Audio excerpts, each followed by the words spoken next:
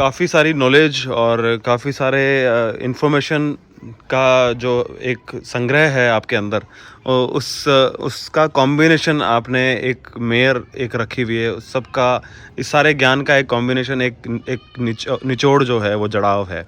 तो थोड़ा सा बताएं जड़ाव के बारे में, बिकॉज मैं इतनी तारीफ मैं इस जड़ाव की इसलिए कर रहा हूँ कि मेरी कहीं ना कहीं बहुत फेवरेट है जड़ाव, वन ऑफ माय फेवरेट। और मेरे इंस्टाग्राम पेज पे मैंने कैप्शन में लिखा भी है कि one of favourite out of whole horse word. तो उसके बारे में थोड़ा सा बताएं सर, उसकी पेडिग्री और उसकी एज ग्रुप और सब उसके बारे में बताएं, थोड़ा डिटेलिंग बताएं उसकी प्लीज़। देखो, जड़ाव नाम की मेरे पास अभी एक घोड़ी है। तो ये ब्रूड मेयर कोई आजकल की मॉडर्न ब्लड लाइन से नहीं है, है ना।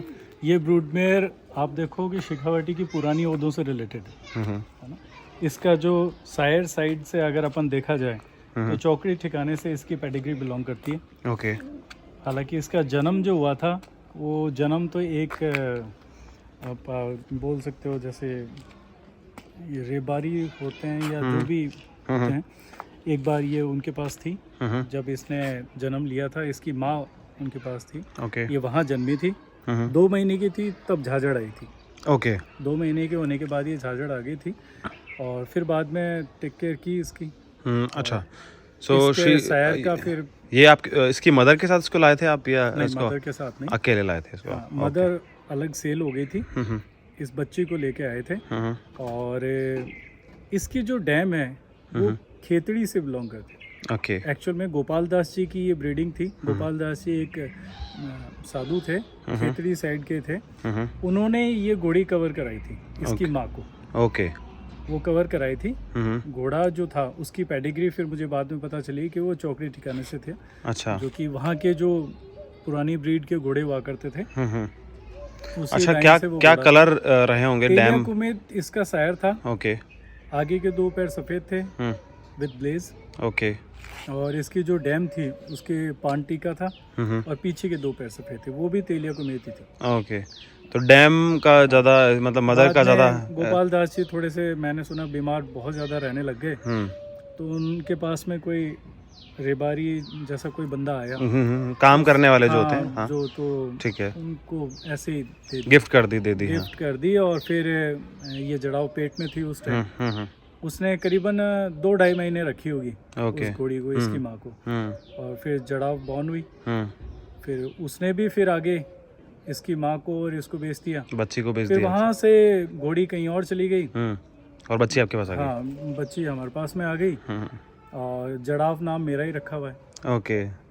सो मैंने काफ़ी कुछ सुना भी है कि आप नाम रखने में काफ़ी एक्सपर्ट है, मतलब तो ये आपकी कौन सी नामावली कहाँ छुपा रखी है आपने? घोड़ों के नाम काफ़ी अच्छा रखते हैं, ऐसा सुना है मैंने, रखवाते हैं आप। नाम तो देखो ऐसा है कि ठीक है, अच्छा वैसे तो ये एक सोच और अपनी ये इसमें भी आर्ट है कहीं ना कहीं, आपकी सोच और समझ से ही आप नाम रखते हो ना, आप चाहे आपके बच्चों के हो, चाहे आपके पेट्स के हो, और चाहे घोड़ों के हो।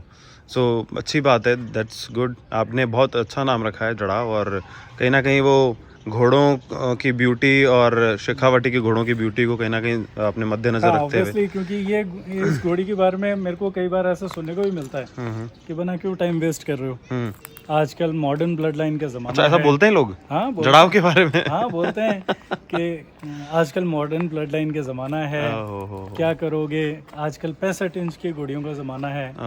लेकिन पता नहीं क्यों, आप कुछ भी कहो बोले, लेकिन 65 इंच की ब्रूड मेयर आपको कमा के तो अच्छा दे देगी, लेकिन आपके स्टेबल में खड़ी हुई वो मज़ा नहीं है, वो चाम नहीं है जो जड़ाव में। जड़ाव अपने स्टेबल में खड़ी रहती है तो उसको देख के 2 किलो खून बढ़ जाता है।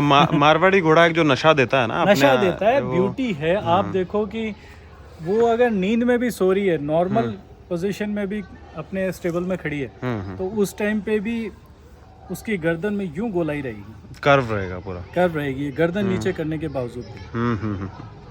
आप उसकी ब्यूटी देखो। आप करेक्ट बात है, वो ब्यूटी जो चीज़ है ना। देखो, आपको एक चीज़ बात बताऊँ मैं, कि आपको किसी आदमी की मेंटालिटी का पता करना हो, उसकी घोड़ों के लिए क्या सोच है ये पता करनी हो ना, तो आप उसके स्टेबल में जाके उसका सिग्नेचर हॉर्स देखो। ऐसे तो नॉर्मली लोग बाग 10-15 घोड़े रख लेते हैं, 20 रख लेते हैं, 50 रख लेते हैं, सब एक जैसे नहीं हो सकते।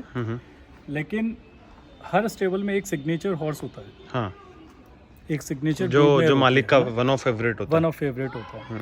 आप वो सिग्नेचर हॉर्स देखो, आपको अंदाजा हो जाएगा कि मालिक की सोच कितनी है, कैसी है, वहीं से पता लगेगा आपको। वो कितना पारखी है, वो उस घोड़े से ही पता चल जाएगा। हाँ, उसको क्या पसंद आ रहा है वो उसी से पता लग जाएगा उसको, कि उसका ओवरऑल लाइफ का स्ट्रक्चर पता लग जाता है घोड़े से।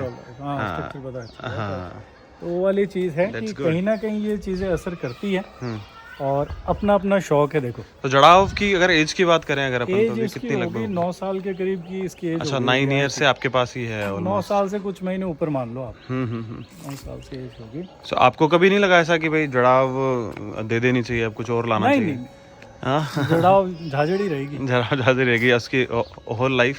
नहीं, जड़ाव कहीं नहीं जाएगी, जड़ाव झाझड़ी रहेगी। जड़ाव का अभी एक सुजान नाम का बछेरा हुआ था, वो ज़रूर मैंने दे दिया।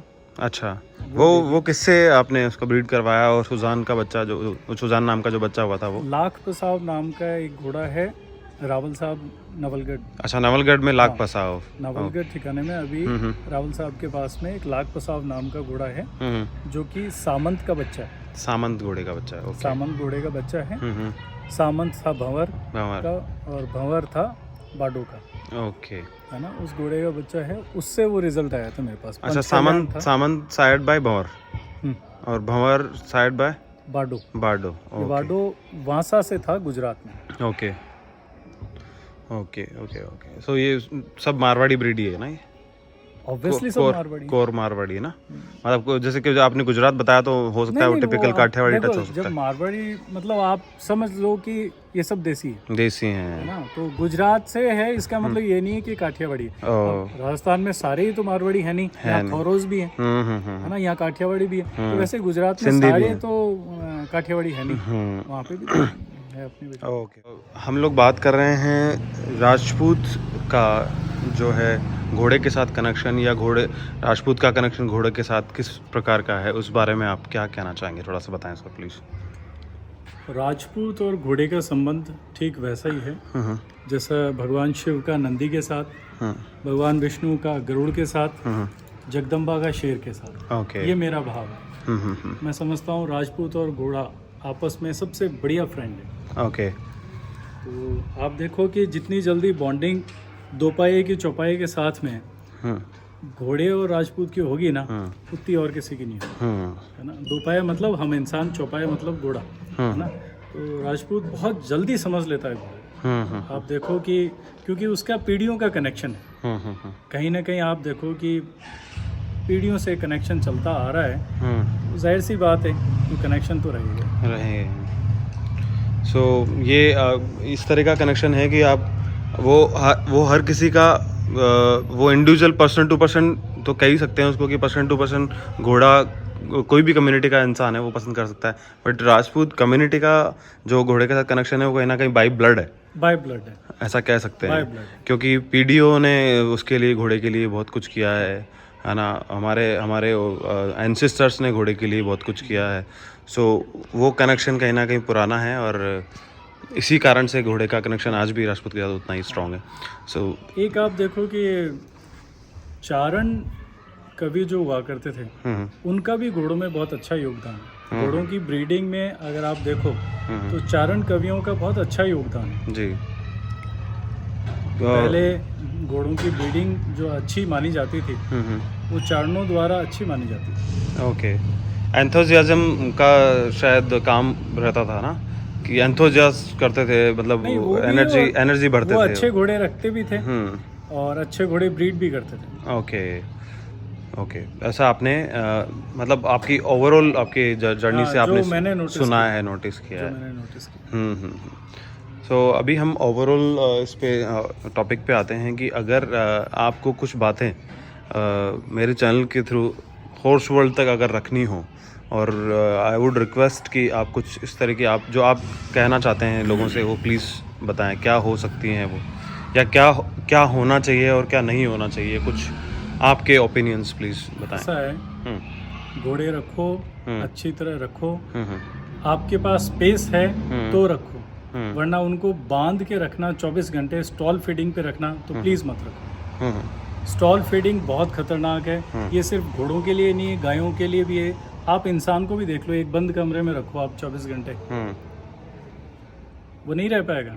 वैसे ही घोड़ा बंद के रहने वाला जानवर नहीं है। तो इसको आप टाइम दो बाहर घूमने फिरने के लिए। आपके पास स्पेस है तो पैडेक बनाओ, और भी ज़्यादा बड़े खेत हैं तो खुले छोड़ो। पूरा दिन सूर्योदय से लेकर सूर्यास्त तक घोड़ा आराम से अपनी फुल मस्ती में रहे, खूब घूमे फिरे, अच्छी तरह ग्रेज करे। ग्रेजिंग बहुत ज़्यादा ज़रूरी है। अगर आप ग्रेजिंग नहीं करवाओगे घोड़ों को तो आप मान के चलो कि कहीं ना कहीं डिफेक्ट आएगा। स्टॉल फीडिंग में दिक्कत आती है, और ग्रेजिंग में आप देखो कि घोड़ा अपनी इच्छा से कई तरह के हर्ब्स जमीन से लेता है। स्टॉल फीडिंग में सिर्फ एक टाइप का ही आप चारा डालो, जो आपको सर्व कर रहे हो वही खाता है। 12 महीने तक एक ही टाइप का चारा उसके पेट में जाएगा, तो दिक्कत तो आएगी। और ग्रेजिंग में आप देखो कि वो पूरे दिन सुबह से लेके शाम तक अगर वो ग्रेज कर रहा है तो कई तरह की जड़ी बूटियां पेट में ले रहा है, तो उसको कहीं ना कहीं न्यूट्रिशन लेवल भी उसका बढ़ता है। और नेचुरल रहता है वो, नेचुरल रहता है। भागता दौड़ता है। जो घोड़ा पूरे दिन घूमेगा, भागेगा, दौड़ेगा, उसको कॉलिक नहीं होगा।